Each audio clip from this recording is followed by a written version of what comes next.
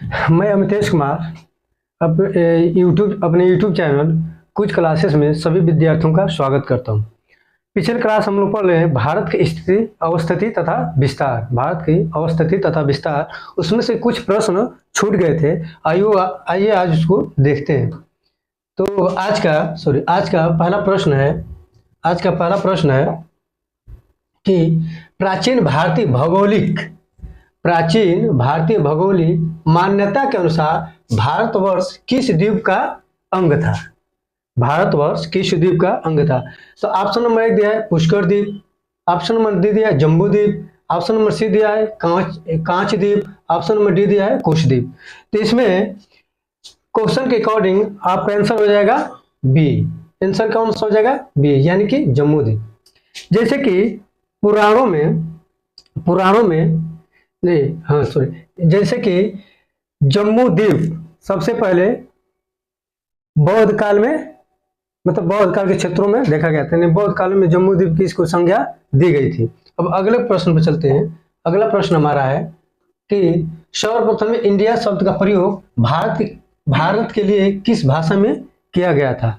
सर्वप्रथम इंडिया शब्द का प्रयोग भारत के लिए किस भाषा में किया गया था? देखिए कह रहा है भारत के लिए किस भाषा में किया गया था। तो किस भाषा में किया गया था? ग्रीक भाषा में। किस भाषा में किया गया था? ग्रीक भाषा में। अब आइए अगला क्वेश्चन देखते हैं। अगला क्वेश्चन है हमारा, अगला क्वेश्चन है भारत का प्रमाणिक समय उसे स्थान का स्थानीय नाम है जो स्थित है। यानी कि समझ लीजिए कि प्रश्न कहना यह चाह रहा है कि भारत का प्रमाणिक समय किस राज्य से होकर गुजरता है?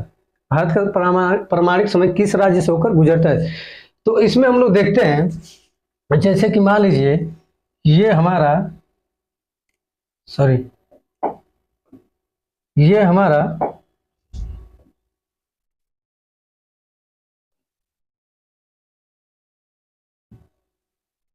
ये थोड़ा सा देख लीजिएगा इसको।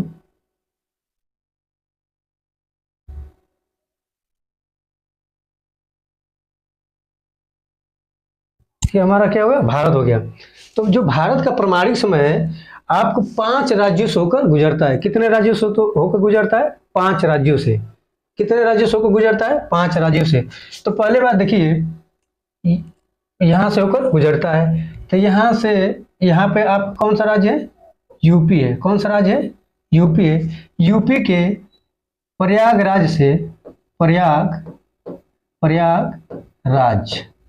प्रयागराज के नैनी से होकर गुजरता है। कौन से? नैनी से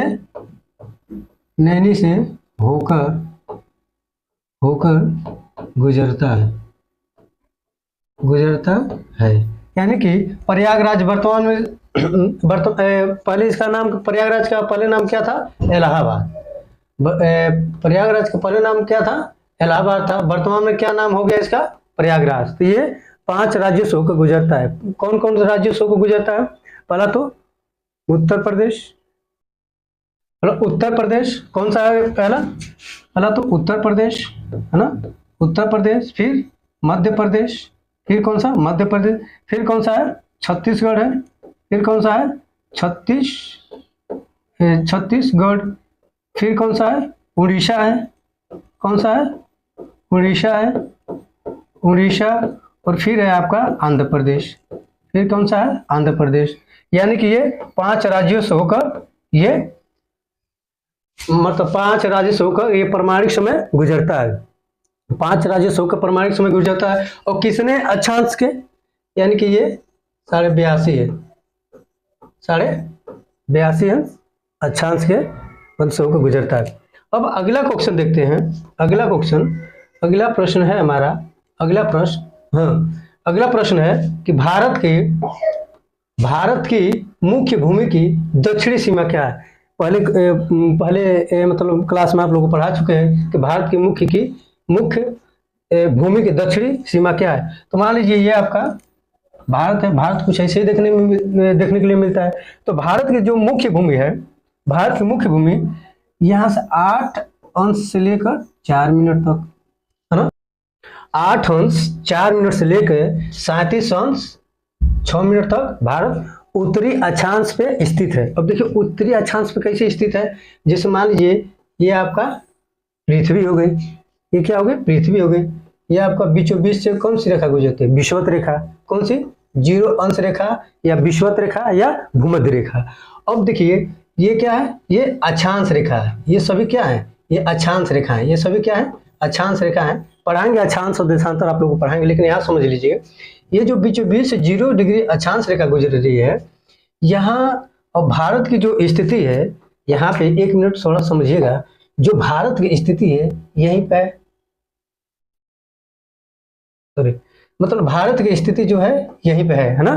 तो यही जो अक्षांश कर रहा है, मान लीजिए 0 हो गया, यहाँ पे 1 हो गया, यहाँ पे 2 अंश हो गया, यहाँ पे 3 अंश, ऐसे करते करते समय मतलब ऐसे करके अक्षांश रेखा क्या होती है, बढ़ती गई है।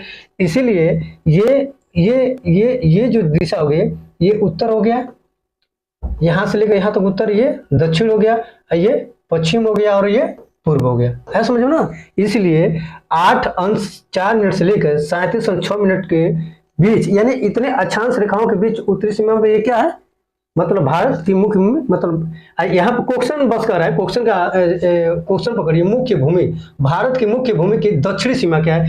तो भारत की सेंस में लिया जाए तो दक्षिणी सीमा क्या है, 8 अंश 4 मिनट। और भारत की सबसे दक्षिणी सीमा लिया जाए तो जो आपका अंडमान निकोबार है, यहाँ पर 6 अंश 4 मिनट 145 सेकंड है ना, आया समझ में ना। तो ये तो अर्थात इसका आंसर क्या हो जाएगा, 8 अंश 4 मिनट उत्तरी अक्षांश, आया समझ में ना।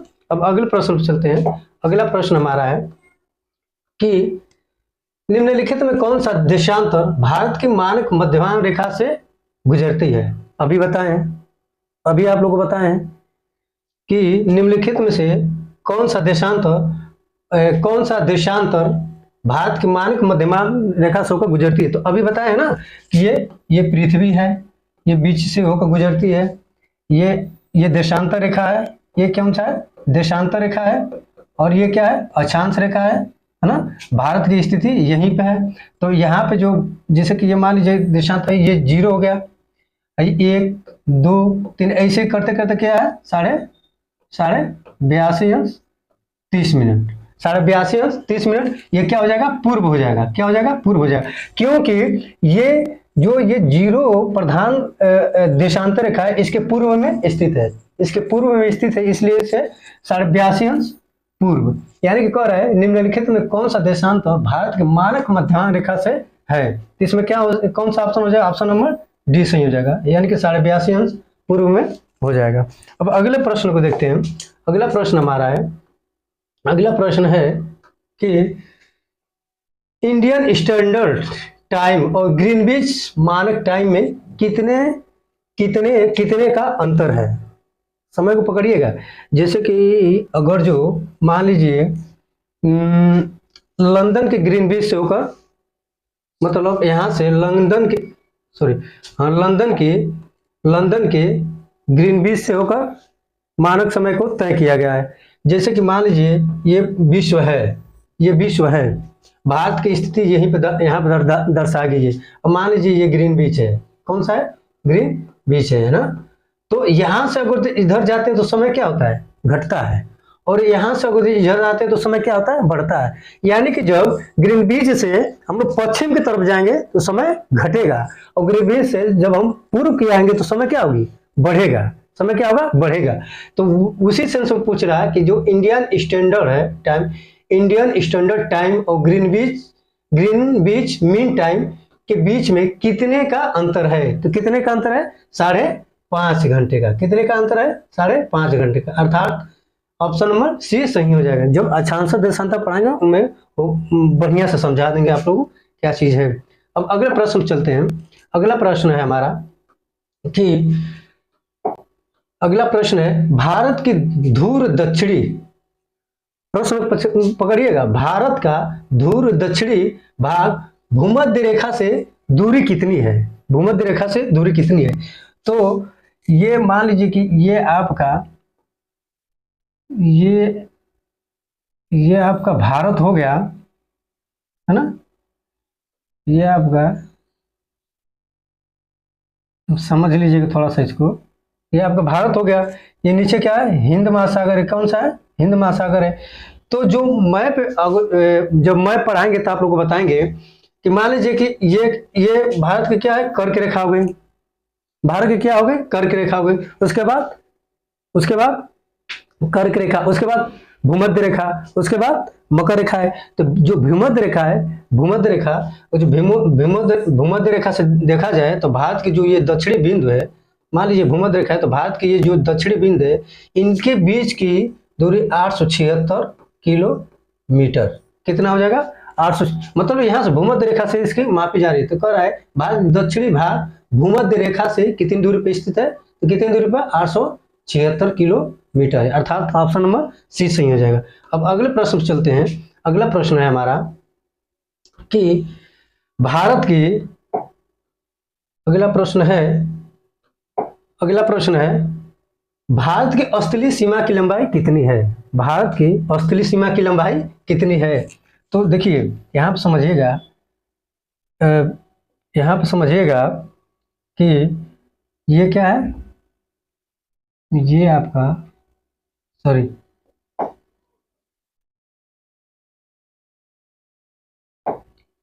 ये आपका थोड़ा सा मैप बनाने में हमको वो हो जाता है।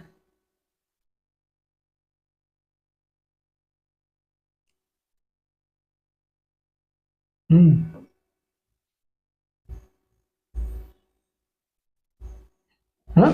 तो देखिए इसमें कर भारत की औसतली सीमा की लंबाई, यानी कि जो तटीय क्षेत्र हैं, ये जो समुद्र से लगे क्षेत्र है, इनको छोड़कर इनकी बात कर रहा है। तो इनकी लंबाई हो जाएगी 15,200 किलोमीटर। 15,200 किलोमीटर। अगर जो यहीं पे तटीय राज्यों का पूछ देगा, मतलब भारत की तटीय लंबाई कितनी हो जाएगी, यहां से लेकर यहां तक, ये हो जाएगा कितना, 6100 किलोमीटर। कितना हो जाएगा, 6100 किलोमीटर। फिर अगर जो अंडमान निकोबार के लिए लिया जाएगा, यहाँ पर अंडमान निकोबार के लिए ये हो जाएगा 7,516.6 किलोमीटर। आया समझ में ना। यानी कि अगर जो मुख्य भूमि का लिया जाएगा तो 6100 किलोमीटर हो जाएगा। भारत की तटीय सीमा के मुख्य भूमि की तटीय सीमा की लंबाई कितनी हो जाएगी, तो 6100 किलोमीटर हो जाएगा।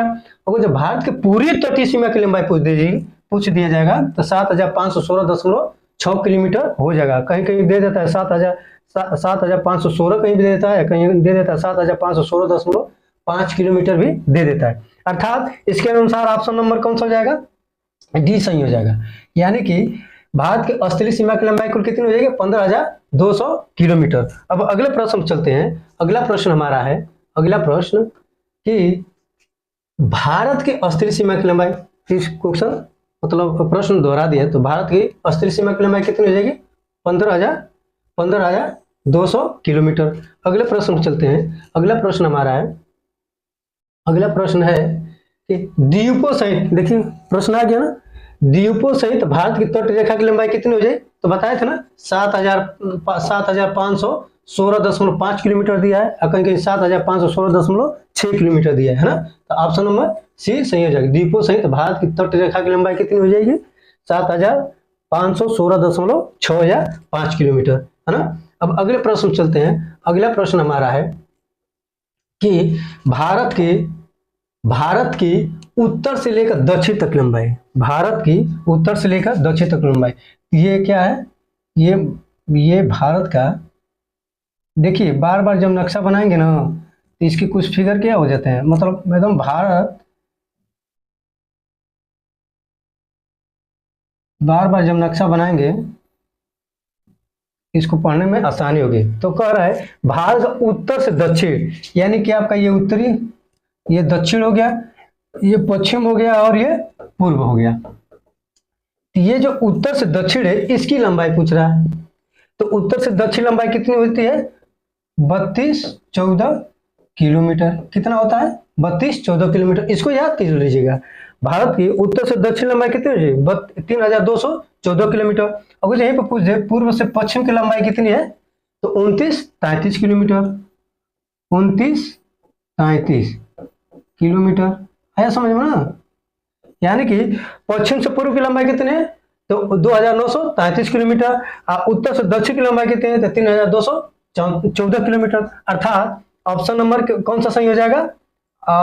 ऑप्शन नंबर बी सही हो जाएगा, यानी कि 3214 किलोमीटर उत्तर से दक्षिण तक। अब आइए अगले प्रश्न चलते हैं। अगला प्रश्न हमारा है कि भारत की तट रेखा की लंबाई, आ गया प्रश्न, भारत की तट रेखा की लंबाई, भारत की तट रेखा की लंबाई।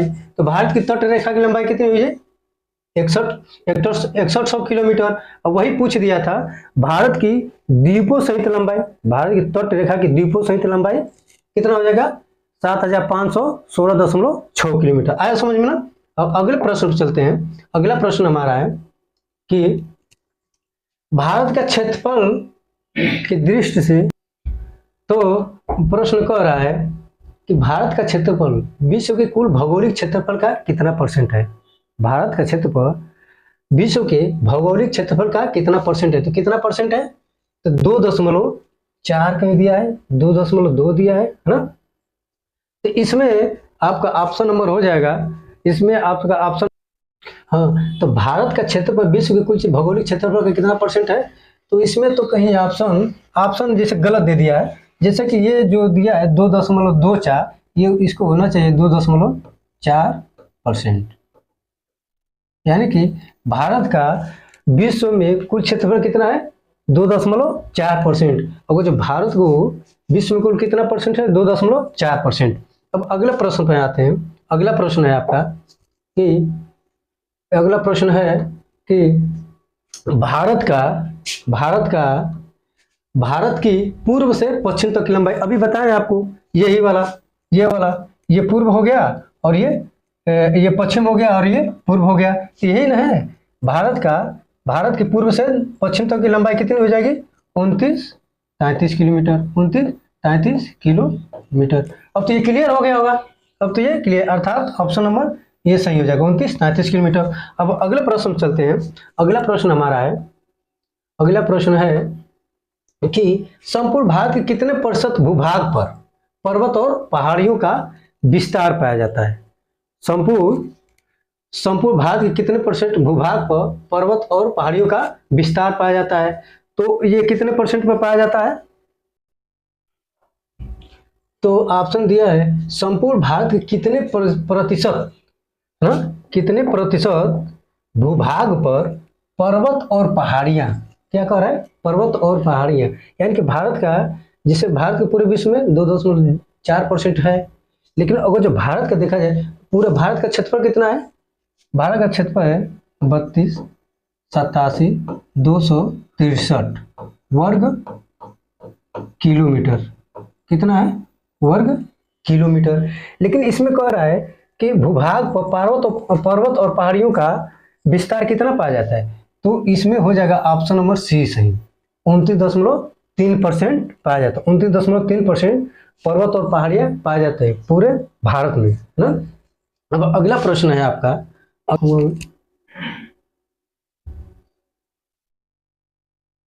अच्छा चलो, अब अगले प्रश्न को देखते हैं। अगला प्रश्न हमारा है संपूर्ण भारत में कितने प्रतिशत भूभाग पर पठार पाया जाता है? पठार की बात कर रहा है, कितने परसेंट भूभाग पर क्या पाया जाता है? पठार पाया जाता है। कितने परसेंट भूभाग पर पठार पाया जाता है, यानी कि पठार का विस्तार है। तो इसमें आपका ऑप्शन नंबर हो जाएगा, इसमें ऑप्शन नंबर आपका सी हो जाएगा, यानी कि 27% भूभाग पर क्या पाया जाता है? बस पठार पाया जाता है। और यहीं पर जो क्वेश्चन पूछ देगा कि संपूर्ण भारत के कितने परसेंट भूभाग पर मैदान पाया जाता है? कितने परसेंट भूभाग पर मैदान पाया जाता है? तो कितने परसेंट? 43%। कितने परसेंट भूभाग पर पाया जाता है मैदान? तो 43%। आइए अब अगला प्रश्न देखते हैं। अगला प्रश्न है हमारा, अगला प्रश्न है कि संपूर्ण भारत के कितने प्रतिशत भूभाग पर, देखिए प्रश्न आ गया ना, कितने परसेंट भूभाग पर मैदान पाया जाता है? तो कितने परसेंट पर पाया जाता है? तो ऑप्शन नंबर इसमें सी सही होगा, 43.02% है ना। कहीं कहीं आपको दे देगा 43%, है ना, लेकिन एक्चुअली 43% देता है, तो 43.02%, यानी कि इतने भूभाग पर क्या पाया जाता है? मैदानी क्षेत्र पाया जाता है। अब अगले प्रश्न को देखते हैं। अगला प्रश्न है हमारा, अगला प्रश्न है कि भारत के कितने राज्य समुद्र के किनारे पर हैं, यानी कि भारत के कितने राज्य समुद्र के किनारे स्थित हैं।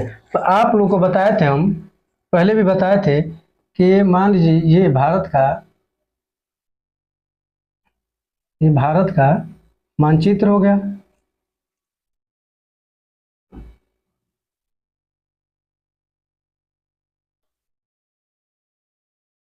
भारत का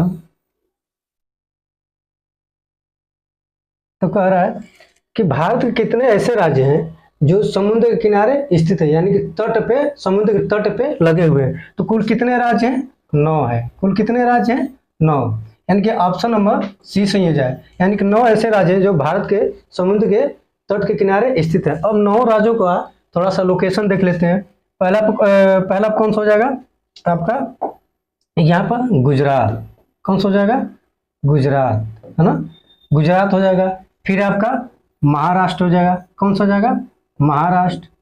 महाराष्ट्र कौन सा हो जाएगा? महाराष्ट्र हो जाएगा। फिर आपका हो जाएगा गोवा। फिर कौन सा हो जाएगा? गोवा। फिर आपका हो जाएगा कर्नाटक। कौन सा? कर्नाटक। कर्नाटक। फिर आपका केरल। केरल। फिर आपका हो जाएगा ये वाला, ये से तमिलनाडु। कौन सा हो जाएगा?